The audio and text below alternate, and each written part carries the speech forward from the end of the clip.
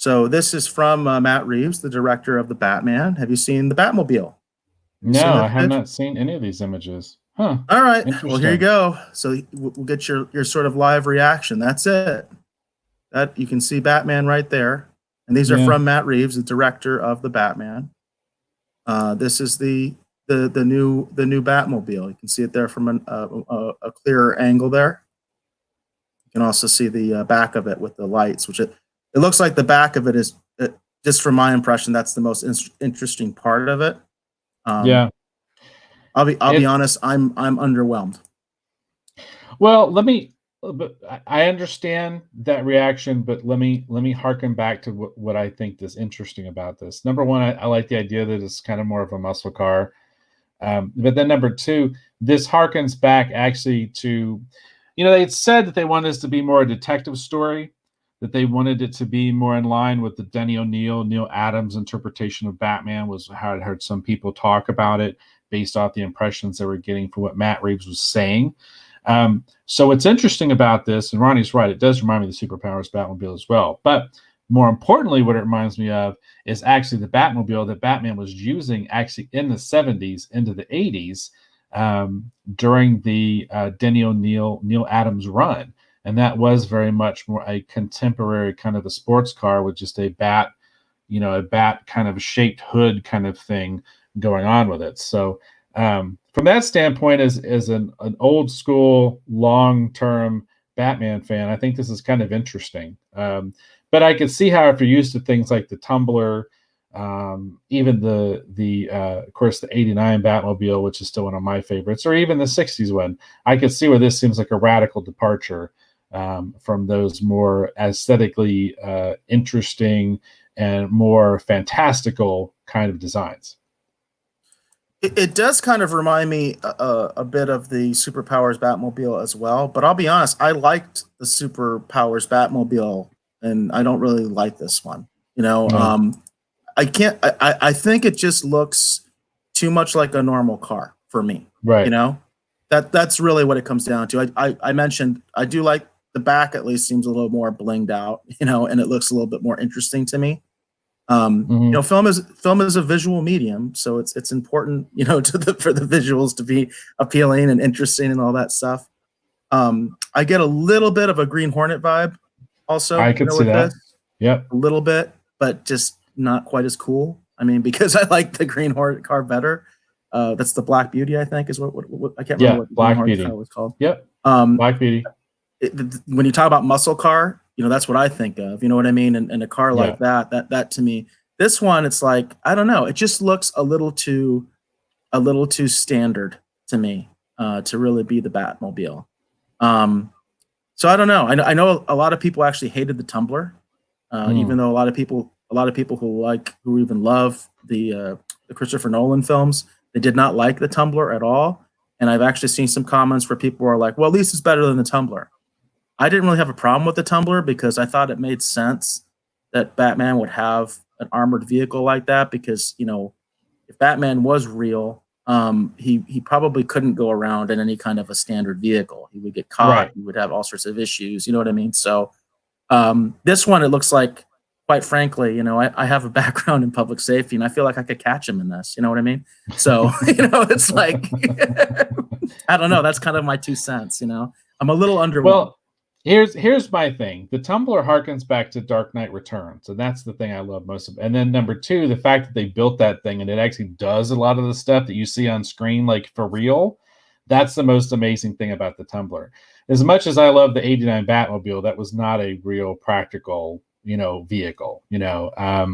But the Tumblr was I do love amazing that what it one could though. I do. do love the 89. I love The the eight. '89 one I too. mean, it's a visual medium, and that's Yeah, very visually interesting. It's a very yeah. visually interesting car. So Um, and I do, talking about Batman. If you don't mind, if let's see, I wanted to, if you don't mind, if you'll just focus on my screen for a second. Well, just me, not my shared screen, if that's okay. All right. So just so everyone knows, my birthday was actually Monday, and I'm a very old dude now. It feels like anymore. I don't want to get too far into that, But I've talked a lot about my love of these little silly little Funko Pop things. And I've talked about some of my recent acquisitions, and I wanted to show a couple things here real quick, if that's okay. I'm going to show you the culprit that started this just real quickly. This right here, this is the Batman Forever one, the Val Kilmer one. And I got this one, and this is the one that triggered it because I'm a huge Batman Forever fan. I thought this, and I've had this one for a little while, and that's kind of fun. But I wanted to show you that one because this is what started it. So that we shared on the show previously, they announced they're doing a lot of the movie characters, and I was like, oh, okay, well, I need to get those. So the next one that I managed to pick up, because I have the Keaton one too, but the next one I picked up, I actually picked up the George Clooney one, the Batman and Robin one, because I'm a completist. So I picked this one up. This one's kind of fun too. But here's the one I wanted to. Hiss, boo. I know. But here's the two I wanted to get to, which segues into the Dark Knight Returns comment. I had mentioned to my wife that I was liking these, and I found this is an older released one. This is not a current one, and I thought this one was really cool. So this is Carrie Kelly Robin from Dark Knight Returns. My wife gave me this for my birthday, and I thought it was really cool. And at first I was like, well, this is really awesome. I said, but she needs someone to pal around with. Well, she also got me this one right here. So there's your Dark Knight Returns Batman. He's got his armored outfit for fighting Superman.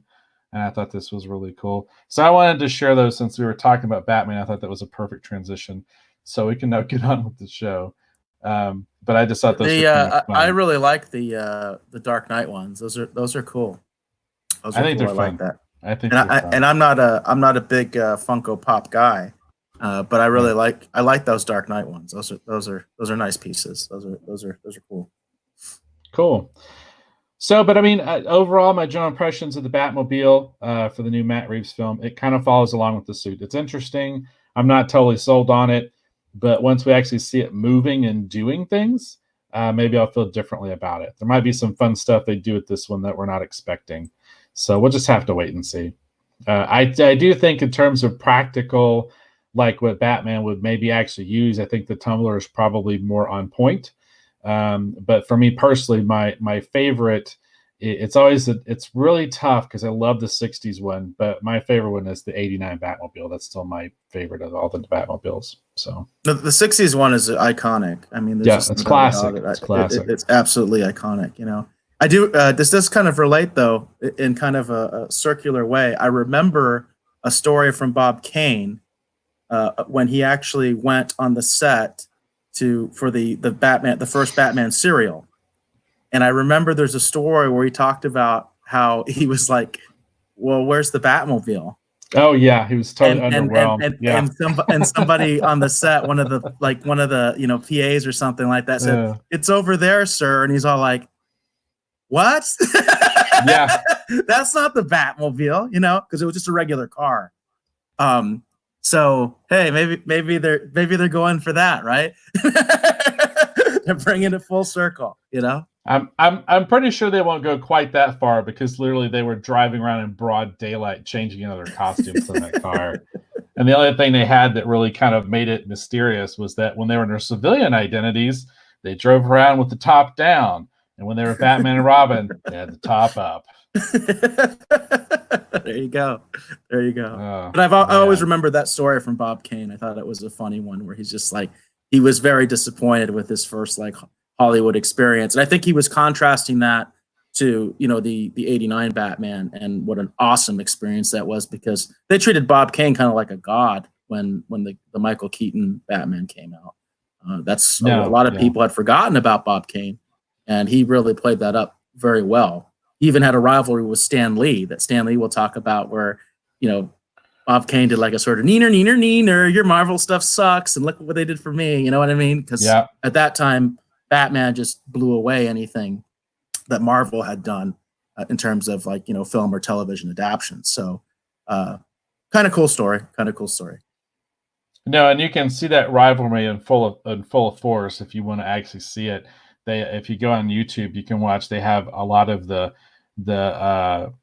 comic book greats videos actually on YouTube. Someone's uploaded them. You can watch all of them. If you watch the Bob Kane and of course Stanley is the host of that. If you watch the Bob Kane one, you can see them kind of taking shots at each other in a kind of a friendly sort of a kind of way, and it's kind of fun. It's kind of fun.